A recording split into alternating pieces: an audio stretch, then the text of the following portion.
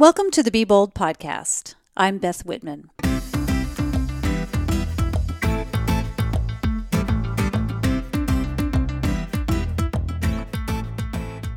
Welcome back to another episode of the Be Bold podcast. Today's conversation is with Geraldine DeRuyter. You might know Geraldine from Twitter or her blog, The Everywhereist. Geraldine is delightful, and I know you're going to love our chat. Before I get to our conversation, I want to take a moment to say how grateful I am to you, the listener. I really appreciate you subscribing to the podcast as well as sharing it with others. I know there are a lot of podcasts out there, so by you sharing, you're helping spread the word about these incredible women that I have the good fortune to speak with. I also want to give a shout out to our community of women on the Be Bold Facebook group. We have over 2,500 members there who share their stories of being bold. They get virtual high fives, kudos, and advice from the community. And it's pretty remarkable to see. If you're a woman and you're on Facebook and you're not already part of that group, just ask to join. And I'll put a link directly to that group in the show notes. For my part, I feel so fortunate to have this podcast. I get to have these really fascinating conversations with amazing women. And if you've been listening, you know that some of the women I chat with are people that I know, like from real life, and others are women I've met for the first time. But whatever the case, I get to have these enlightening conversations that end up being much more in-depth than those that I might have just on an everyday basis. And in doing this, I always learn something not only about them, but about myself. So I feel pretty lucky. Meeting and talking with these women have had a profound effect on me. And I would have to say that more often than not, it's usually because of something they've said that seems kind of innocuous. Like, in other words, it's not that big question at the end about what it means to them to be bold. There's often something that's much more subtle that I hear during our chat that catches my attention, something that speaks to me personally. And I'd venture to guess that something similar happens to you.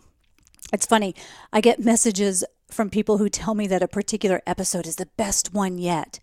But then, like, someone else tells me the same thing about a different episode. So I know these speak to different people in different ways. It certainly helps to hear what other women are doing and how they are changing the world in big and small ways by their successes or even their failures. And that's what this is all about, letting other women tell their stories so that we can be inspired to find our own way and pursue our own passions. Okay, that's me being grateful. Now, today's guest, Geraldine DeRuyter. Geraldine is an unlikely travel blogger.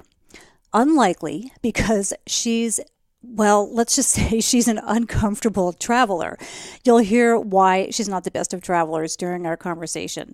She's best known for her blog, The Everywhereist. Her writing has been called consistently clever by Time Magazine and dark and hilarious by the New York Times. Her blog post, I made the pizza cinnamon rolls from Mario Batali's sexual misconduct apology letter, received more than 1 million views.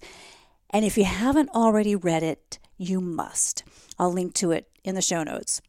In addition to chatting about her unlikeliness as a travel blogger and her love for baking and real cinnamon rolls, we chatted about aging, living to 140 years old.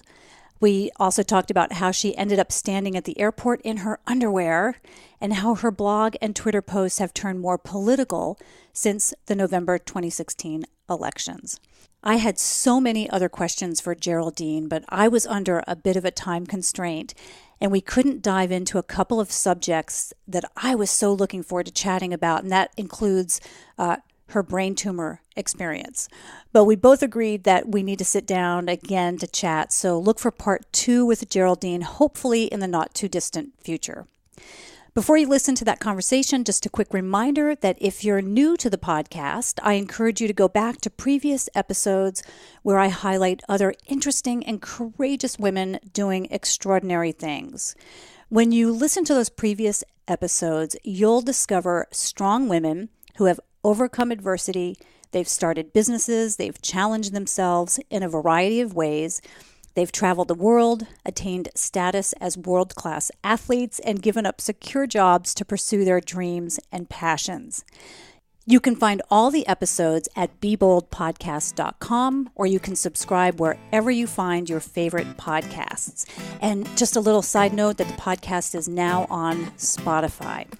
With that, please enjoy this conversation with Geraldine de Ruyter. We can talk a little bit about my mom dating younger. She probably won't. She probably wouldn't appreciate it too much. So let's talk a little bit. Maybe she doesn't. Yeah, maybe she doesn't listen to podcasts. She does not listen to podcasts. Okay, there you go. Yeah. There you go.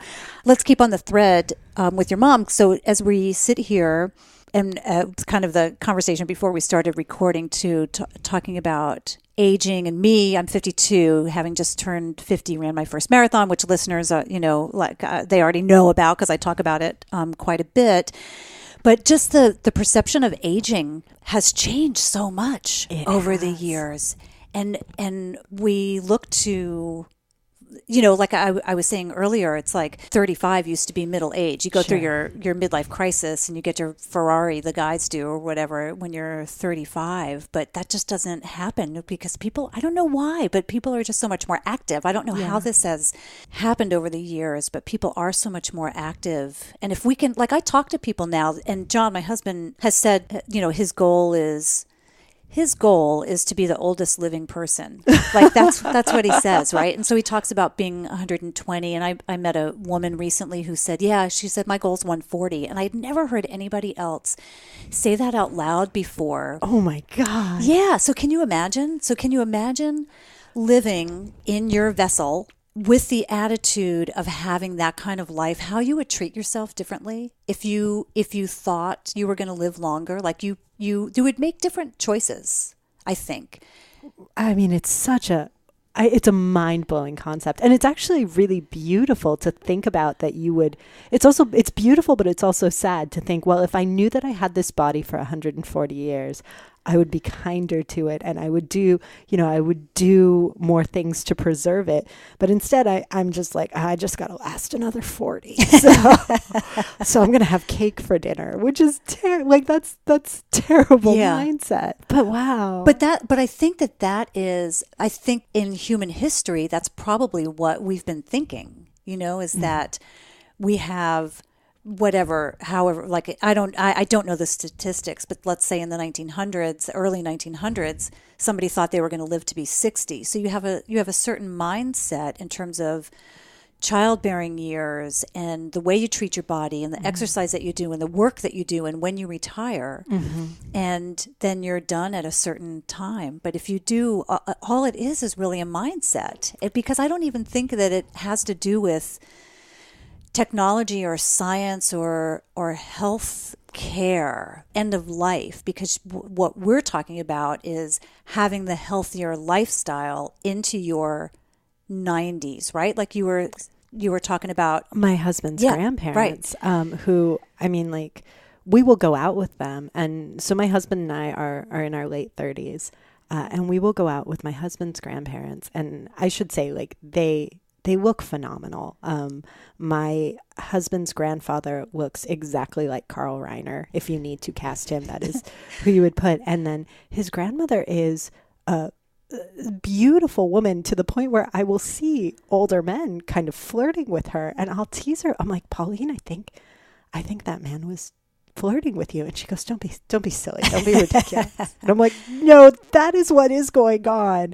And I think he's in his 70s. So girl, you're pulling him in 20 years younger, even though she's been happily married to my husband's grandfather for almost 70 years. Unbelievable. Which is also just this incredible, I mean, like 70 years is a long time to be alive. Yeah. And then you think, that much time with one person. But they yeah, it's miraculous because we will go out with them and people will think that they are Rand's parents.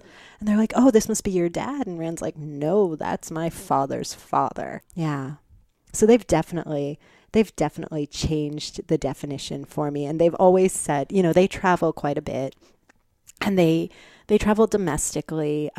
They don't travel as much internationally anymore just because flights are long and they find it exhausting. Well, just getting through TSA is exhausting. It's exhausting. It's exhausting if you're 30 something. Yeah. So I completely understand that. But they are all for doing kind of their own travel and doing it on their own. And I was telling you earlier, my husband's grandfather, about 10 years ago, we were in Arizona and he was hiking Antelope Canyon with us. And it was just such a thing to see this, to see this 80-year-old man like squeezing into this canyon. And all these young people were just staring, and like a couple people asked to take photos and people would come up and ask him how old he was. What an inspiration. Oh, he's remarkable. We feel really fortunate just to have him in our lives. And my husband went with him on a work trip to China, probably now 13 or 14 years ago. It was quite a while ago. And they were on this trip and people saw them walking, and they were doing a walking tour around the Great Wall. And this guy ran up with a wheelchair and he was like, oh, if you pay me money, I'll wheel you. And Rand's grandfather was like, no, I'm fine. And they said this guy with the wheelchair followed them all the way along all the way back. And Seymour's like, I felt badly that this poor kid was wheeling this wheelchair that I wasn't going to use just because he thought at some point I was going to get tired. How old are they now? They are, my husband's grandparents, I believe, are 91 and 92. Do you know what their secret is? Someone asked, so Rand's grandmother is they're both very active. They don't smoke. They don't drink. They bicker a lot, which I've nailed that part down. In terms of you and Rand. Oh, yeah. I mean, I bicker at Rand and he does it really. He's very good and obliging. But someone asked them what the key to being together, the longevity of their relationship was. And Rand's grandmother said having a sense of humor. And then Rand's grandfather will usually make a gag like, I just met this woman, or he will describe her as his first wife, which is funny because she's his only wife. Yeah. So. Yeah. My dad used to do that to my mom, but it wasn't in a very nice way. Oh, no. It was more, it was a little bit more threatening. You know what I mean? Like it wasn't, it was a little bit, it was Jersey. So that explains it right there. It was more Jersey than it was kind of chiding, just as a sweet thing. So. Well, and they've got a little bit of the Jersey in them too, so make no mistake. Oh, okay, that's right. Yes, maybe it could just be a Jersey thing. It might be. So give me a little bit of history, and we might end up going down a huge rabbit hole with this, but let's just start out with what you're doing now, what you're working on. I know you have a book that came out recently, and you've got a very popular blog, and so just kind of give us a picture of what it is that Geraldine does. Boy, isn't that a great question? Probably one that my family members often ask. What do you do?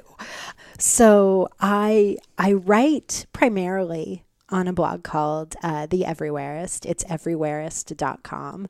I started that almost 10 years ago after I got laid off. And I started it as a travel blog. And it kind of morphed into more than that. So I write about, now it's a not just travel blog. And then that evolved into me writing a book about travel. And it is, what I call it's kind of like the anti-travel guide. And what's the name of the first book? My first book, and the only one I have right now, is All Over the Place: Adventures in Travel, True Love, For some reason, I was Petty thinking Theft. that was. I'm sorry. For some reason, I was thinking that was your second book, and then I just cut you out. So tell me again the name. The book is called All Over the Place: Adventures in Travel, True Love, and Petty Theft, and that came out in May of last year. And it was really fun and exciting. And it was kind of this story about how I was the person on the planet least qualified to travel, and somehow found myself doing it, and how there really isn't a right way to travel. There's just the way that you want to travel. And that's okay, because we're told by a lot of people, like, this is how you do it, and you need this equipment and this stuff. And I think for a lot of people, that is it's very terrifying. And I think it can also be very paralyzing. You're like, well, I don't know what to do because I don't have all the right equipment, and I've never done this before, and I'm not going to do it right. And I think once you throw off all of those ideas, it becomes a lot easier to travel. It's funny. I do a lot of talks, and like I'll go to the travel and adventure shows, which are, there's about 8 of them around the country. And I give these talks and I provide travel tips for people. And I do just that. I go through the whole list of, here are all the things you can do, or you should do, quote unquote, to make your travel safer, more comfortable, pack light, save money, all this stuff. And then I say, wow, I gave you a lot of tips, but don't wait till all your ducks are in a row to go do it. Because it can be intimidating for somebody, especially if they're a newbie. They think oh my gosh, Beth is giving me all this information, and I've just learned that no, you can't expect for everything to be perfect. You just have to go do it. Absolutely. So why did you think that you were not a candidate for travel? Oh gosh, so many reasons. So one is I have incredibly bad motion sickness, to the point where I get sick in the front seat of the car. And I was interviewed by U.S. News and World Report because they were doing a piece on motion sickness, and they said, well, you're a travel writer who suffers from it. We need to talk to you. And I was telling the woman I have gotten sick while driving, and she said, that is incredibly unlikely. Like, that is virtually impossible. And I said, isn't it though? So I will bend over to tie my shoes, and I will come up and just feel dizzy and need to sit down. Still today? Yeah. I just have really bad motion sickness, and I always have. I actually have anti-nausea pills in my purse at all times. So that was kind of the one big marker. Like we will go to places, and usually when we land, the first thing I do is throw up. Wow, really? Yeah. And it's gotten better, but is it an equilibrium thing? Is there anything that you can do to? It's I can take medication if I jump on it and I remember to do so. And a patch, they've got those bracelets. Yeah, the bracelets haven't worked for me. I've got, if I jump on the meclizine and jump on the anti-nausea, I'm okay. Sometimes I just forget, or sometimes I think I'm going to be okay, and then I'm not. And so it's funny too, because I'm in my late 30s and we have no children. So a lot of times, like, it's interesting what cab drivers will say to you in other countries. We were in Italy, and I told the guy, I'm sorry, you're going to have to pull over. I need to throw up. And he goes, oh my God. And he goes, are you pregnant? Are you expecting? I'm like, no. No. And he goes, your driving's just making me sick. Yeah. He's like, are you ill? I'm like, no. He goes, I'm trying to drive very carefully. I said, I know. Oh, geez. So that's probably the one big reason. And then the other reasons are just, I am not a traveler. Like, I get very anxious on the road.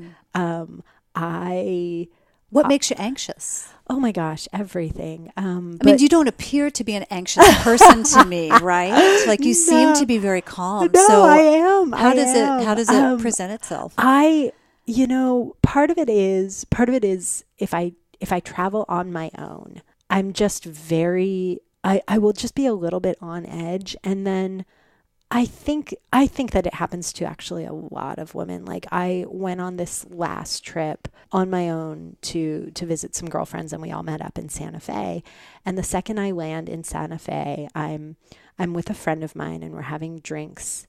We're just sitting at the airport bar waiting for everyone else to show up, and we're having drinks at a table and eating French fries. And the bar is half full of people, and this very drunk guy is standing about 5 feet away and just starts making comments about, like, me and my appearance, and they were super complimentary in his mind. Okay. In his mind. But he was just really drunk, and he's like, you're hot. And I'm like, who is he? I actually looked around because I'd been on, like, I'm like, what are you talking? Like, who are you? Oh my God, you are addressing me right now. Like, that is what is going on. And it was, you know, I just kind of laughed it off and it was fine. But afterwards, I was like, that made me deeply, deeply uncomfortable. Then, you know, I had an exchange with the TSA, with the guy in TSA who was like, ma'am, you need to remove your jacket. And I was like, I'm not wearing a jacket. And he's like, you need to remove your jacket. And I said, you mean my hoodie? Which was like, that was what I was wearing that day. He's like, you need to remove that. And I'm like, it's not a jacket. He goes, ma'am, remove your jacket. And I wasn't planning on anyone seeing what I had on underneath. And thankfully I had on a camisole. But so I'm sitting here removing my jacket and I'm basically like not wearing clothing that down I'm to your lingerie, basically. Yeah. And I'm standing there and it's this profound vulnerability and discomfort at the hands of people who are usually on a power trip. And if you're a woman alone, sometimes they are very shitty to you, for lack of a better word. So I have anxiety about all of those things, that like just interactions that make me uncomfortable, that I think are going to happen, and where I'm not in a position to comfortably say anything. And I think the power differential with TSA, the safety, you know, issues of safety that could come up with a drunk guy in a public space who clearly does not have a filter, all of that is enough to make me anxious. So I would say all of that contributes. I also have no sense of direction, so I get lost incredibly easily.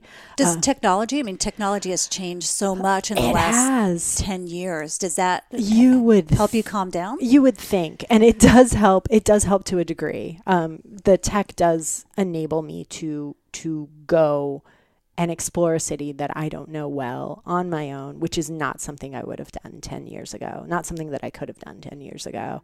And so that has definitely helped, but I still have trouble even with my phone. Like, I will be walking in the wrong direction and not until the arrow is like, turn around. Yeah. Or like, I'll constantly be 15 minutes away from something and I'm like, how is this possible? And all that time, like, they had the arrow facing the wrong way. So I thought I was going the right way. So just little things like that just, they make me feel uncomfortable. But, so I never thought I would travel. Well, I want to go down a path there about being uncomfortable, because you put yourself out there, like on your blog. Yeah. And I'm not a Twitter person. I have a Twitter account. You do. You have a great Twitter following. Yeah, I do, but I haven't posted on it. But you never tweet. No, I haven't posted I think my last post might have been 3 years ago. And serious? I said, I'm off Twitter, and I have got like 25,000 followers or something. Do. And I don't, it makes me like, I'm anxious just talking about Twitter, like when I think about the feed of it. But I did look at your feed, like, because I knew that was a big thing for you, so I looked at it.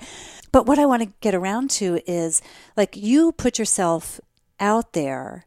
I do. And I don't know that it's, for me, if it's putting myself out there that makes me anxious. It really is literally seeing the feed and all the things that go by. I don't even know where to start. When you say seeing the feed, do you mean people who you follow, or do you mean like your people replies? I follow? Yeah, people who I would follow. And so I wouldn't even know where to start. Oh, okay. Well, I could, if I would let's just say I wiped everybody out of my who I follow. Like, where would I start? Okay, so I would follow you because you're clever and you're funny and you're thoughtful, you know. But then, like, where else? And it just seems like there's too much going on there that's stressful. But my question with all this is, you put yourself out there. Yeah. Doesn't that make you anxious? Like, don't you tweet and go, oh shit, now I got to go in my bedroom and hide under the covers for 2 hours while there's a shitstorm going on, and then I'll go back and look at it. It is so, I'm sorry, I want to burst out laughing because it's so funny that you bring this up, because actually the next project that I am pitching to my agent is about not social awkwardness, but social media awkwardness and all of the uncomfortable exchanges that we have online. And I do put a lot out online. And the interesting thing there, the reason why I think that that's different is because of where the power is. So if it's my Twitter feed and I'm deciding to reveal this stuff, then it's okay because I have not relinquished control. But if I'm going through TSA and some guy I don't know is telling me that I need to take off my shirt because he's decided it's a coat, then I am deeply uncomfortable. But I think it's all about... So you feel powerless in that circumstance. And that's where the anxiety comes from. But being online, I feel... I'm in control of my feed and I'm in control of what I say.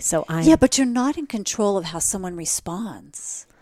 And and there's a lot of anger and a lot of judgment that goes on. No, you're right. I'm not in control of how someone else responds, but I am in control of how I react to that person and what I can do then.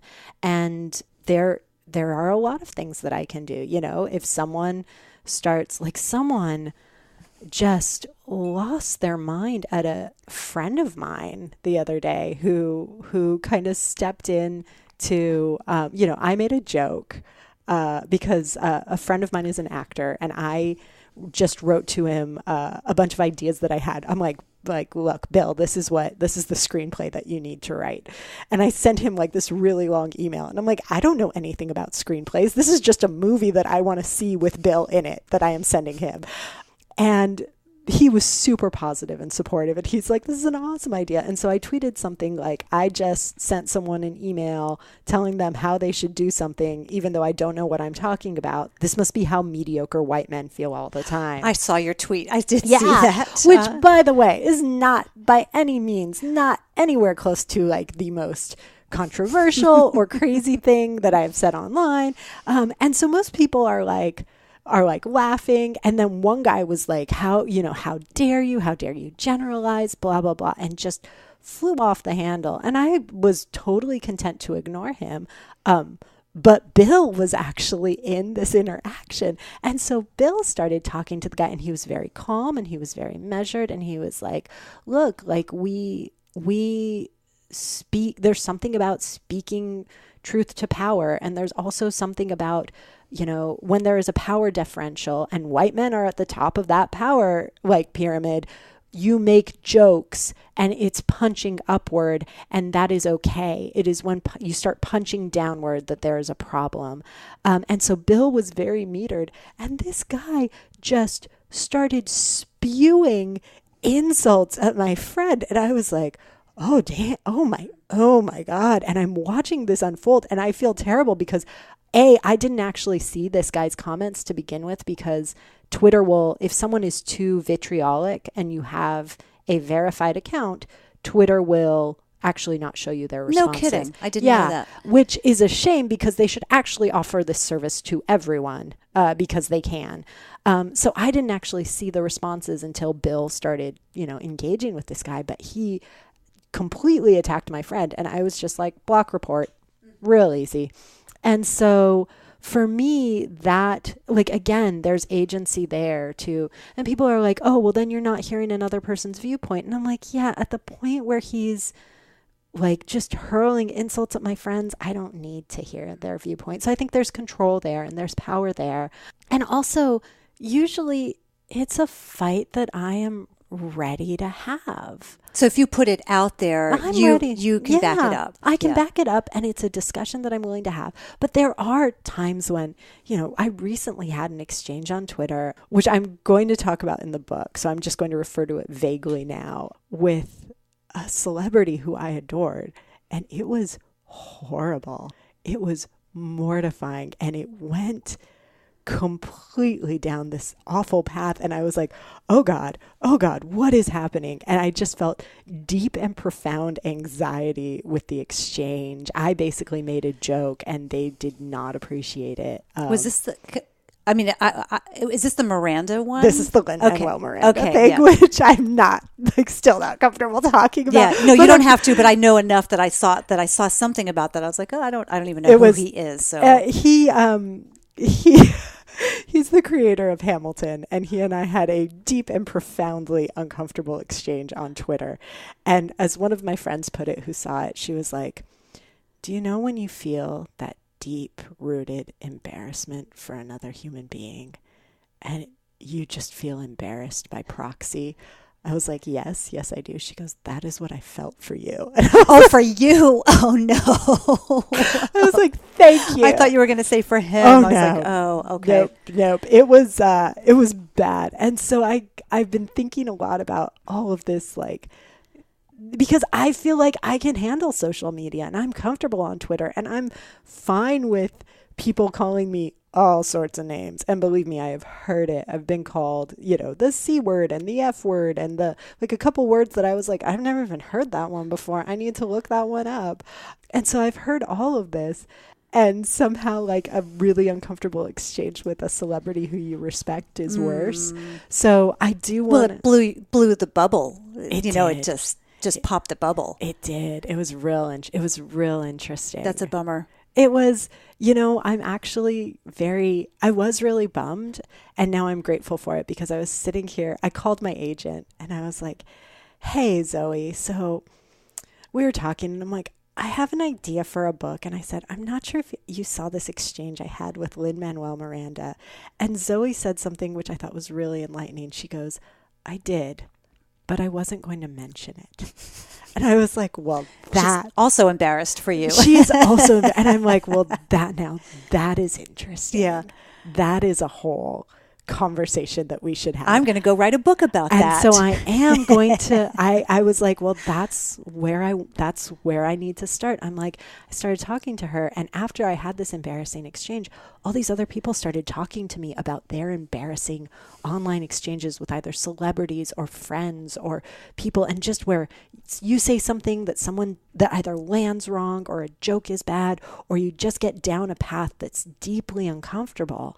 And I don't think we have, as a society, explored what that means and what that awkwardness is and how we resolve that. Like, it's this uncharted territory of interactions that we just have no footprint for, and we have just no idea how to handle it. So I think that is my next book, is exploring those deeply uncomfortable interactions on social media, specifically online. Yeah. That actually, and it's funny because I don't think about this much. This incident that happened to me recently. First, I want to say that when I go to TSA, like I always do the pat down. I won't go through the machine. That's where I had to take off my card again. Oh my God. Yeah. So I don't go through, but I also. I don't like, it's kind of like when you go rent a car and they're like, you need insurance, right? It's like there's this pressure that gets put on you, the insurance, and you know how much gas costs around here. You should let us fill it for you, kind of thing. Yeah. And you get to TSA and I say, I'm opting out. And sometimes I feel that same pressure. They're like, what's involved, right? And yes. I'm like, yeah, I know absolutely what's involved. You know that they're going to put their hands all over you or whatever the language is. And I'm like, yes, I know that. So they're like, there's this pressure. And I'm okay with that. Like, I think it is the rebel in me where I am defiant. Yeah. And I try to be really nice. I like every time is a lesson for me of like, be really nice, and the women are usually pretty nice, who do the pat down, but it's always, kind of making jokes and that sort of thing. But I had this thing recently where on the podcast, I chatted with this director, Jennifer Jordan. She directed this movie called 3,000 Cups of Tea. And it's about Greg Mortensen, who wrote the book 3 Cups of Tea. And I don't know if you recall that. Not. So 3 Cups of Tea was written by Greg Mortensen about his journey through Pakistan and his attempt at K2. And then he came down into Pakistan and came into this village and ended up building hundreds and hundreds of schools for the kids in Pakistan and Afghanistan. I think it was Afghanistan. So in those two countries. And so Jon Krakauer came out and on 60 Minutes kind of exploded how bad Greg Mortensen was after he had raised millions upon millions of dollars to build these schools in this region. So he's doing all this great work, Greg Mortensen, through the Central Asia Institute, it's called. And then Jon Krakauer, who had donated quite a bit of money to the Central Asia Institute, found out there were some discrepancies in the story and blew it open. And, Greg's this terrible person and all this. Greg resigns from the organization that he founded. There's this whole big fallout. Jennifer Jordan comes in and does this documentary about Greg Mortensen and that he's not all the bad guy that he was made out to be. So I interviewed her for the podcast, and she talks about Jon Krakauer. We kind of speculating what the heck it was that made him so wanting to just take down Greg Mortensen. And so we talked about that, and I released the episode, and I get an email from Jon Krakauer. Oh, wow. I get a couple of emails from Jon Krakauer. Yeah. I am so deeply uncomfortable right now. Just here. How did you feel? I ignored it. So I saw it come through and I thought, oh shit, I'm not going to read it. So I sat with it for a couple of hours. And a couple of hours when there's an email, it's a long time. Yeah. And so I texted Jennifer. I'm like, hey, Jennifer, guess who reached out to me? I did read it. He was very respectful. So I will say he was really nice about it. But he said, she was wrong about these things that she said. And obviously you didn't read my article, this particular article, and here it is. And, he just kind of was coming back with in a little bit of a defensive way. And I just did not want to engage with him. I started to read this article that he wrote, and I thought it was very very negative towards Greg, just in the language that he was using, the guy can't even hike, can't even climb K2 kind of thing. And it's it's more difficult. Who among us can?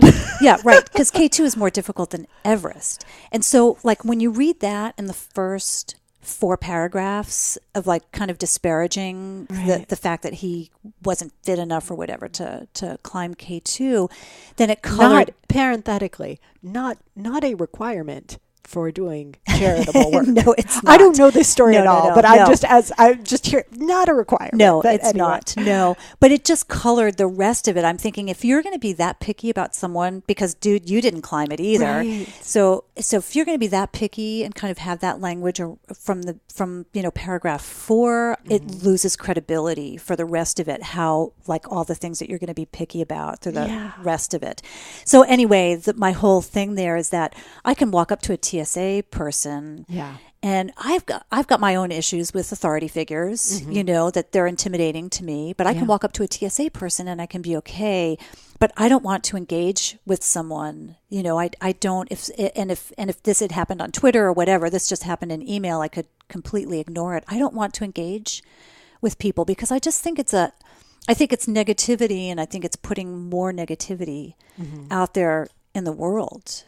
Yeah. So that's just my... No, I think that's true. It's interesting because there's a line and you have to figure out where your particular line is. And I am fine with putting myself out there, and I don't need to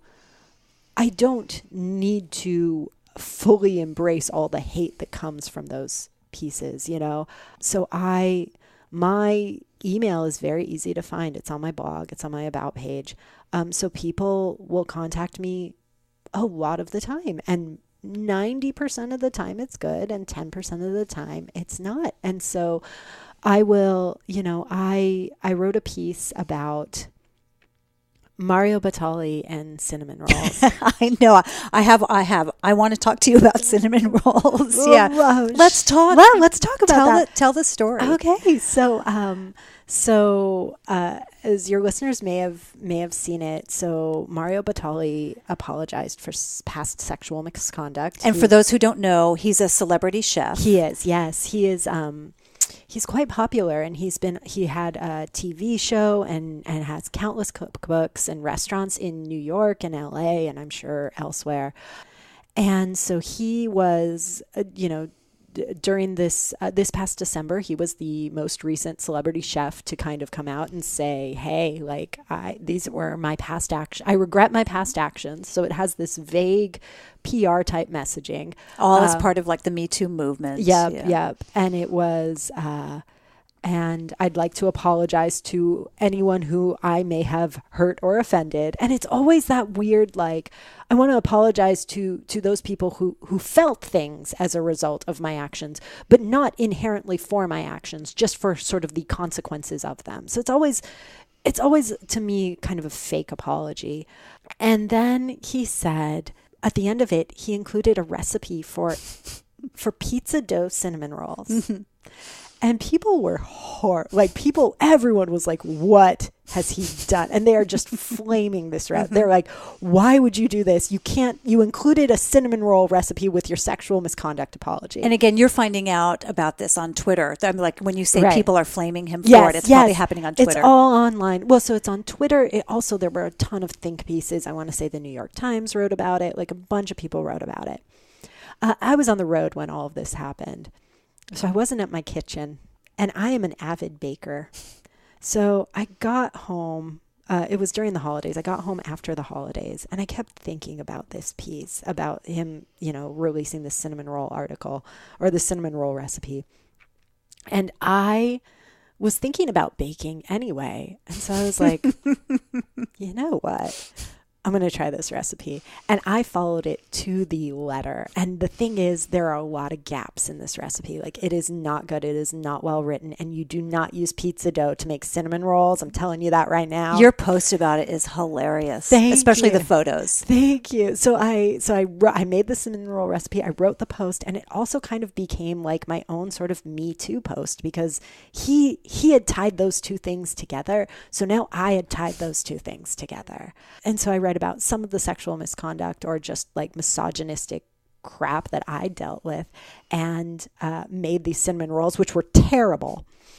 And I figured that the moment for the post was kind of over. Like, I was going to pitch it, but then I thought, it's been a month since this happened, so I'm going to put it on my own site. So I publish it to my blog, and it takes off. So I think I had 1 million visitors. This was like in December, is that right? This was early January when the post came up. And I think I had about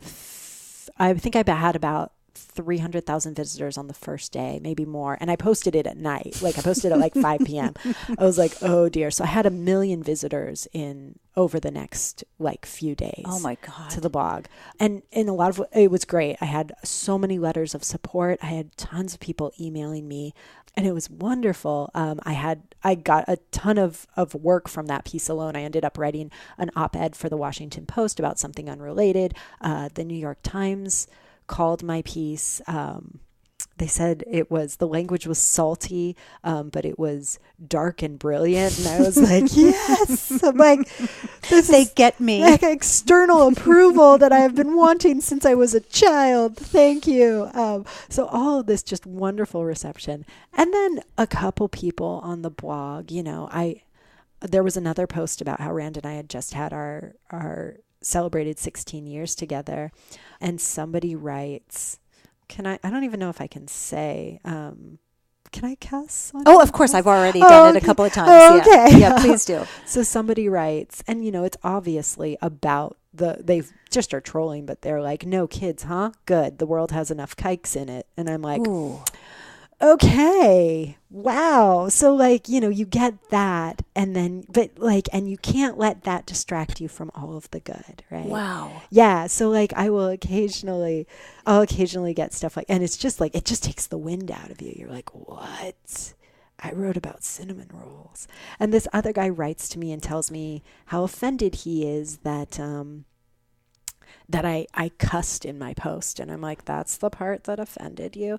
And so you've got to weigh these things with the good. And there's so much more good. But for some reason, these noisy trolls somehow try and for a little while, they can crowd out all of that. Because if you ask me to name a single positive comment about that post verbatim, and there were hundreds of them, I can't name a single positive one, but I can regurgitate the negative almost word for word.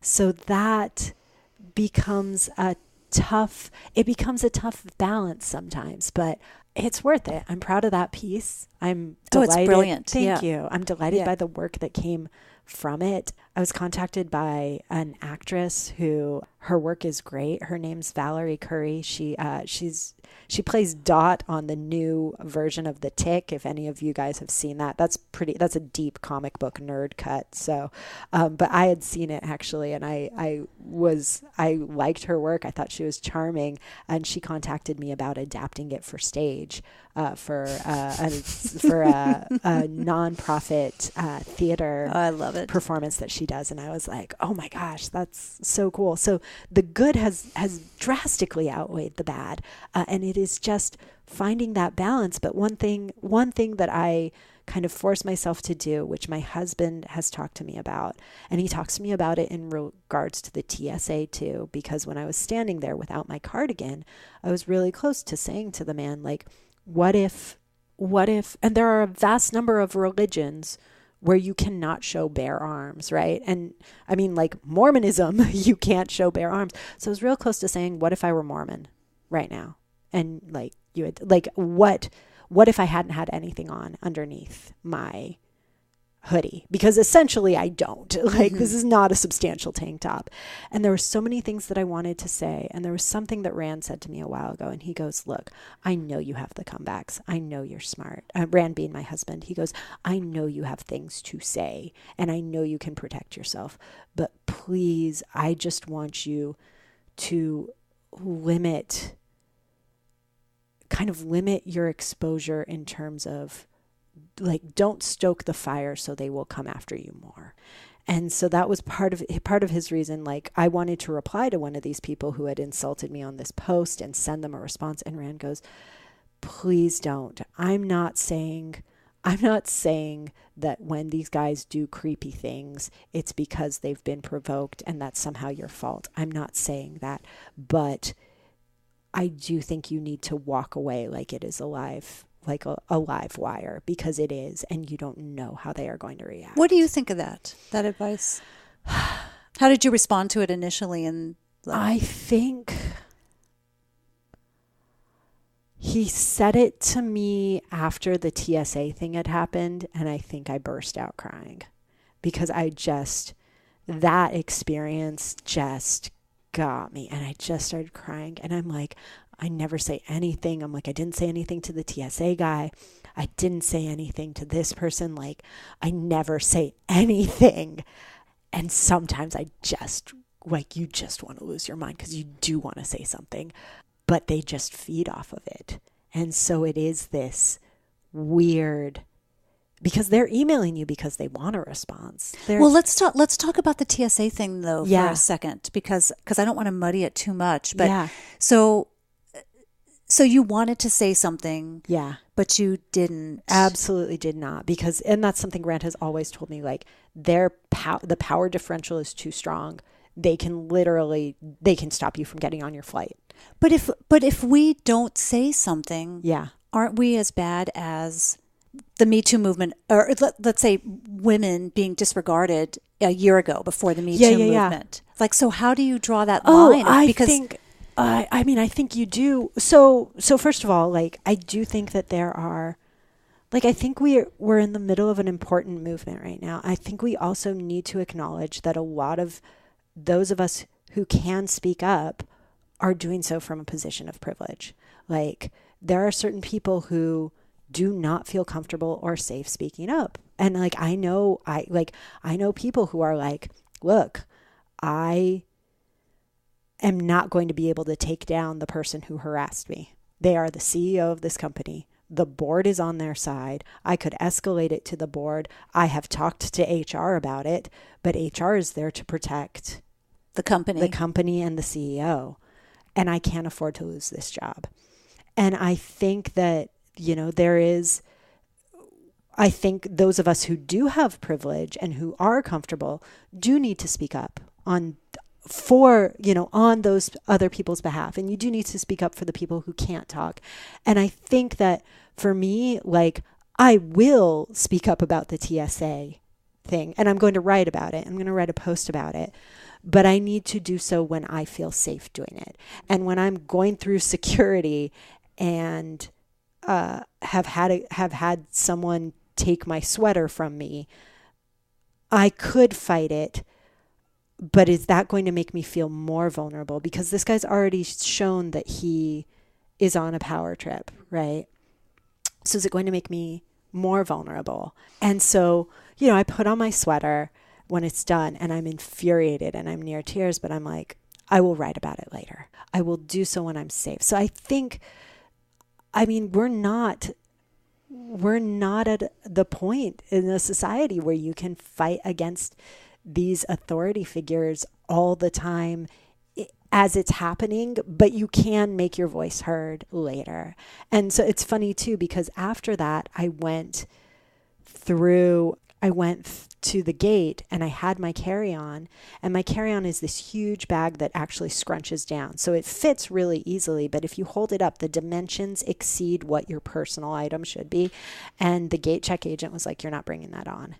And I had just been quiet up until then. And I looked at her and I'm like, why? I've been on 3 flights with you guys in 4 days and it was fine. And now it's not. And I should not have done that because I almost missed my flight. And it just went downhill from there. It was really, really bad. And I'm still angry at Alaska Airlines. I am very angry at the gate agent at LAX. And Alaska actually did send me a very nice apology because the behavior from their gate staff after that was horrendous. And I did almost miss my flight. So it was terrifying. And missing my flight was more frightening than anything else. Like at that point, I was just in a state of powerlessness. And I was like, I left thinking I shouldn't have said anything. Yeah. What I would have done, thinking of myself in that same TSA scenario, is I would have had John take a picture of me, and then I would have contacted the ACLU, and I would have brought a lawsuit against them. That's just me. But I arrived in Miami from a trip to Haiti, and I've never been fingerprinted. Yeah. And I don't want it. I just want to go through life, through my 120 or 140 years, never being fingerprinted. Yeah. Like that's my goal. Yeah. And I was in a line coming into the country where they were in my line. The guy was fingerprinting people, and everybody else was not being fingerprinted because I was watching it. I was like, oh my God, what do I do? And he was taking a really long time with people also. And we were like the very last ones, like everybody had gone through. And I ended up switching lines. Good. And went through with no problem. But then I called the ACLU and I said, what could I have done if I refused to be fingerprinted? Don't I have rights? And they said, no, not really. Yeah. Because they have their own, it's like the Border Patrol. Is their own? Yeah. It has their own, Customs and Border Patrol have their own rules. He said they could have held you until you missed your flight. Definitely. And I might have done that just to make a point of it because I think it's important, and I think I just think it's an important thing. But anyway, it is that toss up, right? Like if Rand were with me, I don't know what I would have done differently because he was not with you. He was not with me. No, I was traveling alone. Okay. And that was when I got home, I just basically just burst into tears. But it is this battle because I come from a place of privilege, right? Like I am a cisgendered, able-bodied white woman with a ton of resources at my disposal, with an online platform, who can advocate for herself and knows her rights. But there are still times when I am deeply, deeply afraid of the consequences and the power differential. The thing is, and this becomes interesting, is I think if I had seen someone else go through it and they had voiced their discomfort, I would have said something on their behalf. It's a lot of times it's easier to advocate for other people than it is to advocate for yourself, I think. And there's strength in numbers. I think there's that too. But yeah, I think a lot of the time you need to figure out if you're going to make the situation worse and if you should just wait until later to speak up. or not. And in this situation, I just, with the TSA and the unchecked power that they had, and this agent, like later, like he pulled my bag to screen it again, and he was just like very humorless and really just like, I think he just had it in for me. And I don't know why. I don't know what his deal was, but I was just like. That was at LAX? That was, no, that was it at LA? The gate agents were at LAX. I had a rough time on this trip. I had a real rough time on this trip. You should have just thrown up on him. I know. God, if I could have had. So I have, it's funny that you say that, because like I did have this moment where he was just kind of like, I'm wearing basically nothing now in jeans. Like I'm basically topless in jeans standing there. And I noticed like one other agent was just staring at me, and I was real close to just picking my nose. Oh yeah. That's like, a good one. I was like, what if I just openly picked my nose and then just start to move your finger towards your mouth? Just to see, just to be like, what are you going to do now? Yeah. You still going to stare at me topless? Probably are. Yeah. But yeah. Oh, that's great. Oh my gosh. I know. Nose picking might be a good way to advocate. I feel like I'm not doing a good job of selling travel to your audience right now. I feel like I'm telling them about all the nightmares, but the thing is, like, you should still do it. Well, yeah, you absolutely should. But I think that that's what makes it so wonderful, is that you're human, you know, and you're talking to, because, you know, like it's a fresh perspective for me, because my world and the people that I often talk to, my friends who are in their 70s and 80s who are still traveling. I've got 2 friends in their early 70s who just flew down to South America, rented a motorcycle, and, you know, traveled for I don't know how long, at weeks at least, on the motorcycle, and then just traveled around South America, you know, on their own. And like, that's totally inspirational for me. Yeah. And that's kind of my world. So it's great perspective for me to hear that you get motion sickness, my gosh, of all things, you know, that it's not all perfect, and that you struggle with different things than I do in terms of that. I think I know I'm a little bit more antagonistic, like kind of not looking for the fight, but ready for the fight. Like I don't back down kind of thing. Yeah. And again, probably the Jersey in me, you know, just that I'm ready for that. But it's good for me to hear, just in terms of because I think the vast majority of people are not like me, you know, that they have more common problems or issues, you know, that they have to deal with in their travel. So that's good perspective. Well, and I've like, you know, I have a good friend who is a young Black woman, and she's beautiful, and she's like, she gets harassment in a way that I will never understand and will never experience. And I was talking to her about it, and she goes, you know, there are so many times when I cannot fly off the handle, when like that power differential is just too much.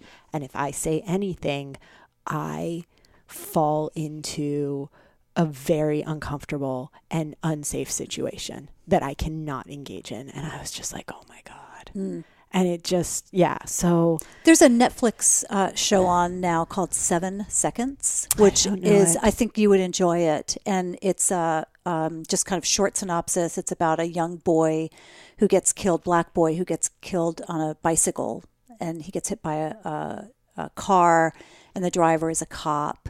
And it's God, that sounds awful. Yeah, it is brilliant. It is absolutely brilliant, and just a wonderful way for the white privilege like you and I to see kind of what it's like to live as Black people in a community that's ruled by the white cops, you know. And it's really amazing. I think it's a 7, maybe 10 part series or so, 7 or 10. It must be 10. It's 7 seconds and it's 10 episodes.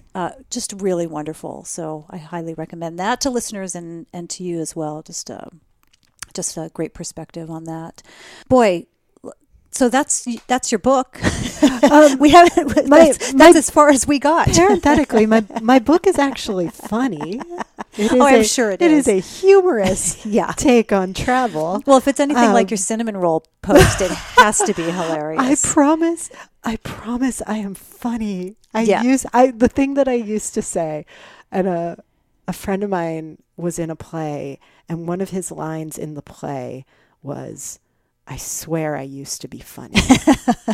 And I did cry during the play, but that line, I just looked at my husband and kind of clutched my heart, and he looked at me because I say that all the time. I used to be funny. What happened? You are funny, by the way. But November 2016 happened. What was that? The election. Oh, of course. Yes, that was what happened. Do you feel like that affected you personally? I think it affected You've lost your humor? No, but I don't think I lost my humor, but I think it definitely did several things. So it changed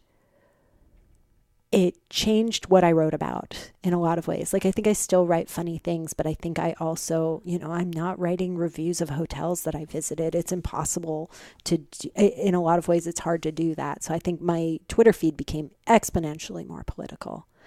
And I also... And not political per se, but there's a thread in there. Mm-hmm. You're not writing political posts, but there is a thread in there. Yeah. So like I write about my visit to Turkey, and it's impossible to do that without writing about the fact that, Americans can't go to Turkey anymore, essentially.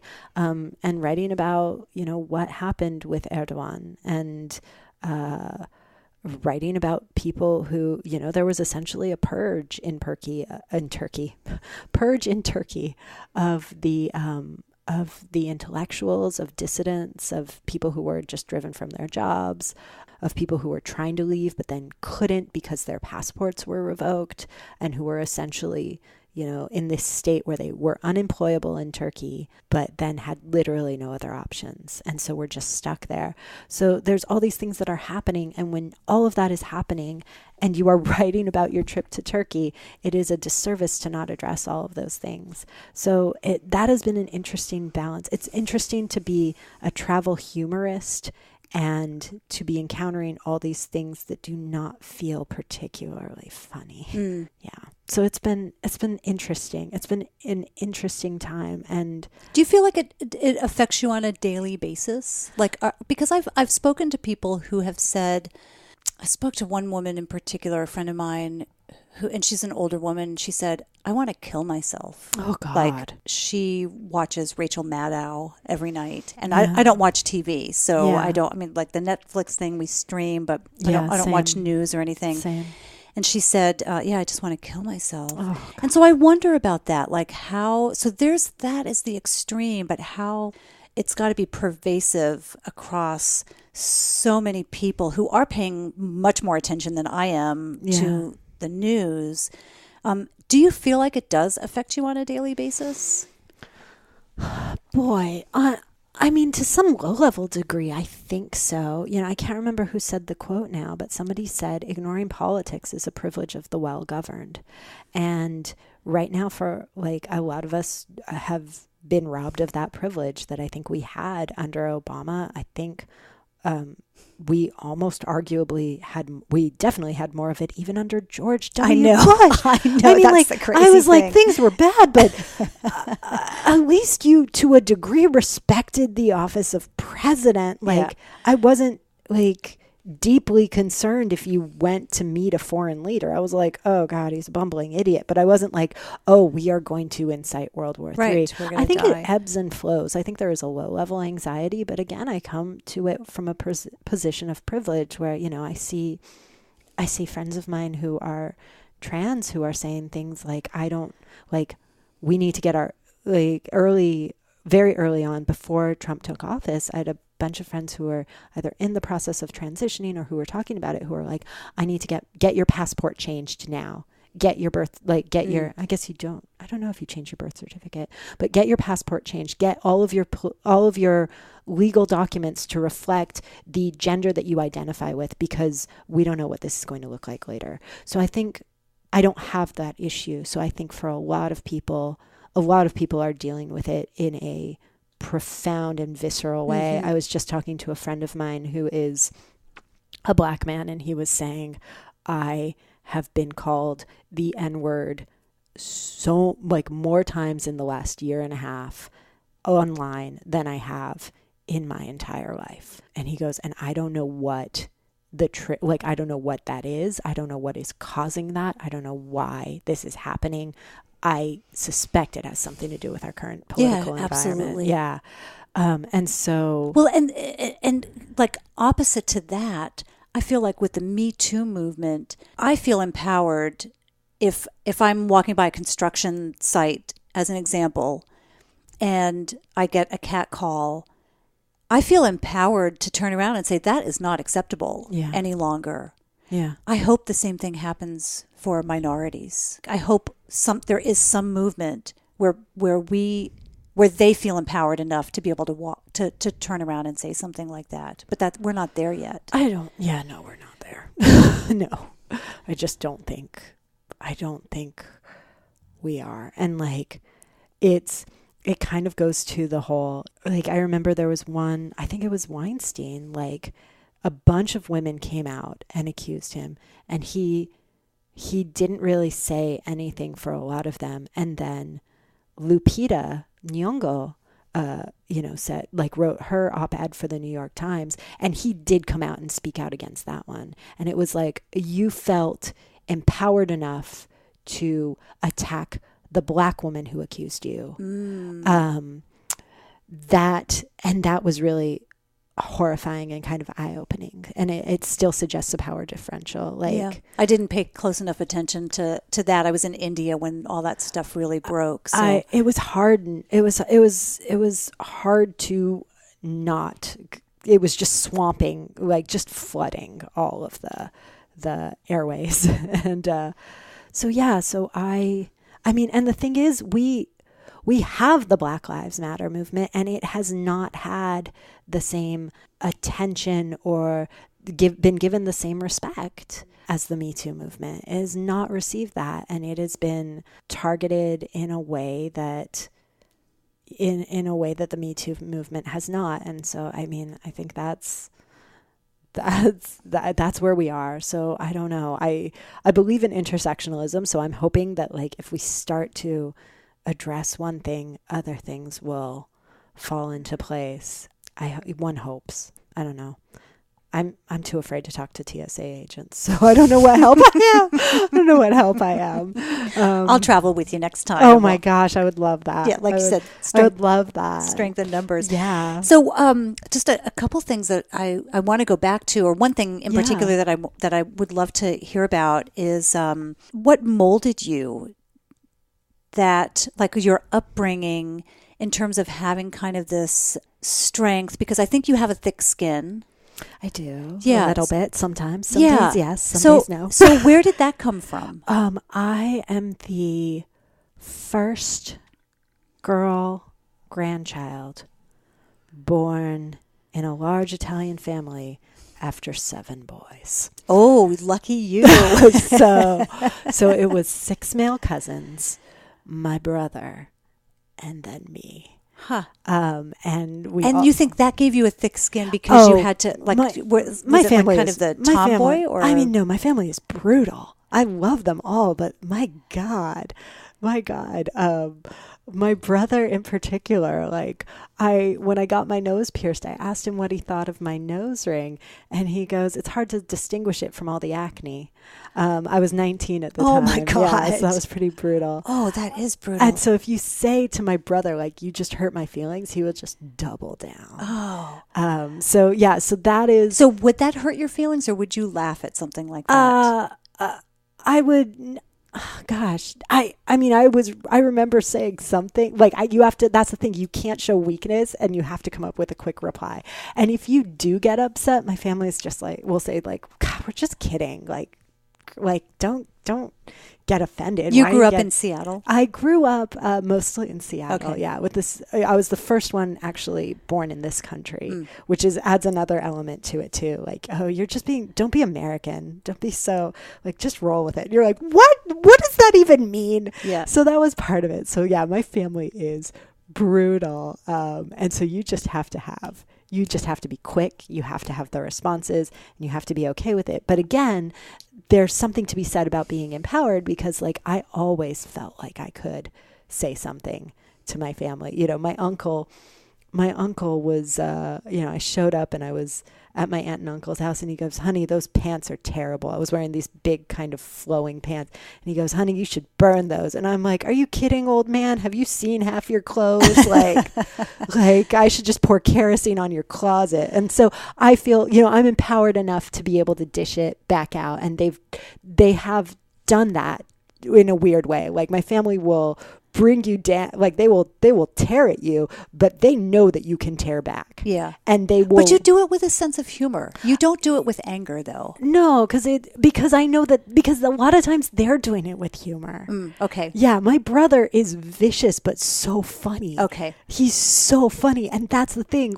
He will say something and you're like, I'm really offended, but that was also really hilarious. Okay. And I want to laugh. So that becomes part of it. And so and my family they are very biting and they are very jarring. And I will say what my brother said, a quote from what my brother said on my wedding day during his speech. He told my husband, Rand, you are family now.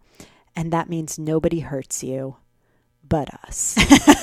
And it was so brilliant and so true. That 100% nailed it. So that's the family that I come from. I come from people who are very funny, who will tear you down. Are they Italian? They are for the mostly Italian. My aunt married an Englishman, so we've got some of the English line. And then my father, who passed away a little over a year ago, was Russian. Sorry. Oh, thank you. He was Russian, so kind of an interesting mix. And my parents met in Rome, so they are for the most part Italian, but they're pretty global. My sister-in-law, my brother's wife, is Chinese and from Hong Kong. So we're kind of just. Do you think it's an Italian thing? Kind of that, and I think of the New York, New Jersey Italian they're very much in your face. They'll hug you and and also tell you need different clothes or something. It's a little bit like that. It's funny because Italian American culture has always been a lot more foreign to me than I would expect, because I was like, oh, well, I'm Italian American. No, I grew up speaking Italian in my home. I grew up bilingual. That is distinct from, I think, East Coast Italian American culture, which I think has been more assimilated, and it's almost become its own thing. So I do think part of it, though, I do think Italians are not, we're not a shy people. And my family they were all storytellers, all of them. So they all tell stories. And my mother is a hilarious and brilliant storyteller. And I remember we were in Italy, and she was telling the story of how my grandfather married my grandmother and brought her to his village. And she was the eldest of 6 girls. And so she brought her 5 little sisters with her to the village. And my grandfather was kind of hailed as this hero because there was a dearth of eligible women in the village. You can't marry someone from your own village. You have to go elsewhere. And so he brought girls to the village. And you'll have to forgive me. I realize how misogynistic and heteronormative that is. It was 1930 something, and a rural village in Italy. So they were not woke. So he brings all of them over, and my mother is telling the story of, and somebody was like, well, how did he bring them over? Because he didn't have a car. And my mom goes, the rumor is he took them, because they were all so little, he took them on the handlebars of his bike. And he went and he brought everyone, all these one by one, he brought all my grandmother's little sisters, who were children basically, over to the village. And my aunt and my cousins are howling, and they're like, there's no way that this is true. And as we're having this discussion, my grandmother's younger sister, who's the only one who's still alive, walks past, and her daughter goes, Mom, do you remember coming to the village when you were a kid? And she goes, yes. And they go, do you remember the first time you came over? She goes, yes. And her daughter goes, how did you get here? And my 80-something-year-old aunt, she's now in her 90s, but at the time she was in her 80s, she just turned red. And she stood up really proudly and she said, well, there must have been a car. And she just storms into the house and like shuts the door. There must have been a car. And we just were howling. And so like there's these great storytellers in my family. Yeah. And so I think part of it is you need to be funny. You need to be biting. It needs to be quick. Tell your story and then be done with it because it's time to eat. Yeah, because there's pasta waiting. Yep. So that's where it started. Yeah, that's fantastic. I blame them. Yeah, I'm cognizant of the time here. Speaking of, sorry, I say tell your story quickly, and I've been no, I love this. I absolutely love it, and it's more me because I'm like, tell me more, and we're just having a conversation here. It's fantastic. Is there anything that? This is such an unfair question. Like, what else could we talk about? Because I really think that we could probably talk for another 2 hours. I do too. But maybe with what we breaks. But maybe what we do is let's plan to chat again. Yeah, and definitely. We'll do another something maybe a little bit more targeted because I thought this was going to be. I like these conversations because they end up being a little bit rambling and. Free form, I should say, not rambling, but they're free form, which I thoroughly enjoy, and I've had feedback from people of like, I just feel like I'm being dropped in on a conversation with you. So I love that. I think that's great because I always learn something about it, about myself and about other people. But is there anything that you would want to just kind of leave with today? I would say, I think we should get back to travel. And I would say, there is no right way to do it. So I would say definitely if you're thinking about it, do it. And actually, I think we can extend that to so many things. If you're thinking about writing, if you're thinking about getting on social media, just do it. Making cinnamon rolls. Yeah. There is a right way. Now, there is a right way to make cinnamon rolls. But just do it. Just try because the critics are going to be there no matter what. Yeah. People are going to be angry no matter what. And a friend of mine told me once, and I really appreciated this. She said, if you're doing anything, you're going to be criticized for it. If you are doing anything of substance at all, you're going to be criticized for it. So just do it anyway. This is the Be Bold podcast. What does it mean to you to be bold? I think what I just said, like just doing things regardless of the criticism that you think you may get, regardless of the unjust criticism, because I think there's good criticism, but do those things. And I also think there's something to be said about doing things that you have been told you are not suited to do well. Because I think we hear a lot of those voices and a lot of those things that just stop us from doing it outright. And like I said, I am the person on the planet least qualified to travel. And I literally wrote a book about it. So I would say do the thing that you think that you want to do that other people are telling you can't do. What about the things that you want to do that you tell yourself you can't do? It's in the same boat. Like you need to push because I think it all happens there first. I think they're so intertwined. Like, is it does the chicken come before the egg? Do you think you can't do it, and is that because other people told you, or did you put that out there? And yeah, I definitely every great thing that's happened in my life has been me trying to overcome the voice inside my head that said, you are not the person who should be doing this. You are not qualified to. No one will want to read this. This is ridiculous. Every single great thing, every viral blog post, my book, every article that I've written that has done well, everything has always been preceded with the biggest hurdle to it has been me telling myself to do it anyway. There's I had read something, maybe it was another interview that you had done or a podcast or something that you were on where maybe it was it was on your blog where you said, write, like if you want to be a better writer, then just write. Mm-hmm. And also you said, read other people's work that you respect. Mm-hmm. And so I'm working on a book now, Be Bold, Discovering Your Best Self Through Travel and Adventure. Oh, wonderful. So I'm working on that. Been working on it for a long time, but I'm working on it. But part of the problem is if I read other people's good work that I respect, like yours, and if I read books that have been huge, like Cheryl Strayed and even Eat, Pray, Love. I'm not a big fan of that book, but it's just huge, hugely popular. If I read these books, then I get discouraged. But if I read a book that is poorly written, then I go, I can write better than that. And then that motivates me more. Isn't that crazy? That is. And it's interesting because it's actually it's kind of the opposite of how I am. When I see like other people, like one of the things that will get me moving more than anything else is like, I'll see all my friends doing these amazing things and writing these amazing things. And I'm like, I need to get my act together. I need to get on it. And so I'll put stuff out there that I don't think is as good, but the thing that I always say is done is better than good.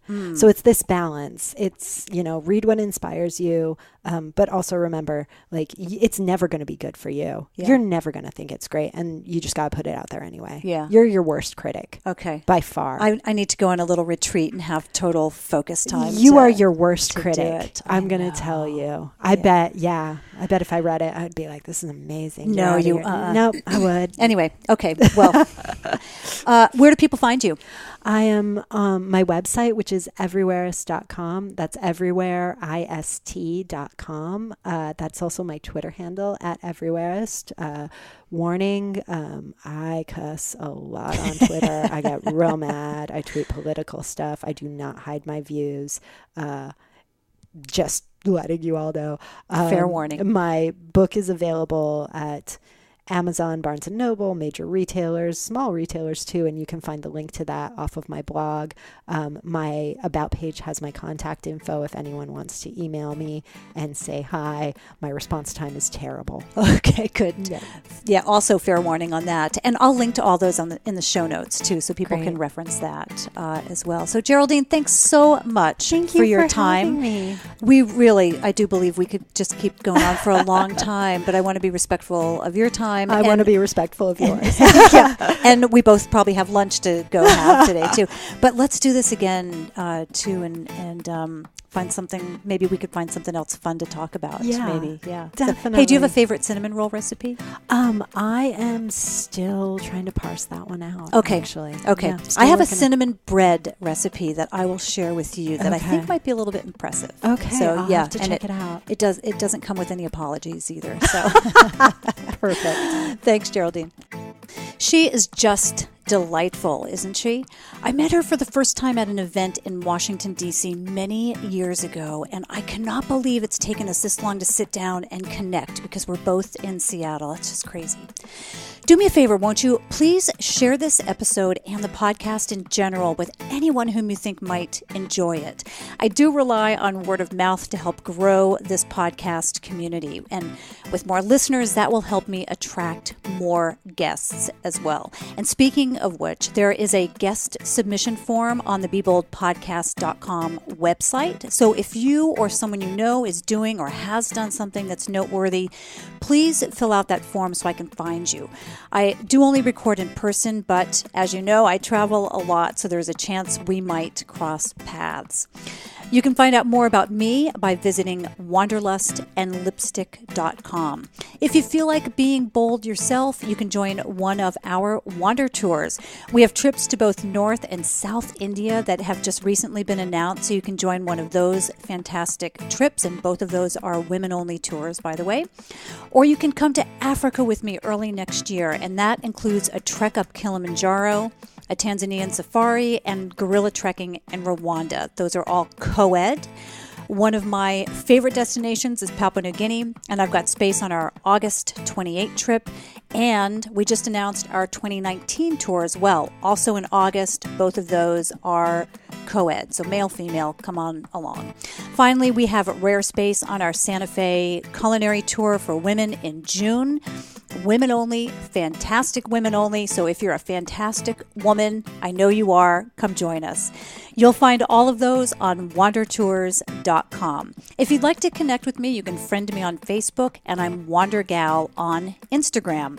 Sign up for my newsletter on the Wanderlust and Lipstick site, and you'll receive a series of tips for making your travels safer. And finally, the ladies can join us on our Be Bold Facebook group. We've got more than 2,500 members. It's where we share goals, talk about our setbacks, and where you can find words of encouragement and inspiration from others. Thank you for joining me for another episode of the Be Bold podcast. Until next time, be bold.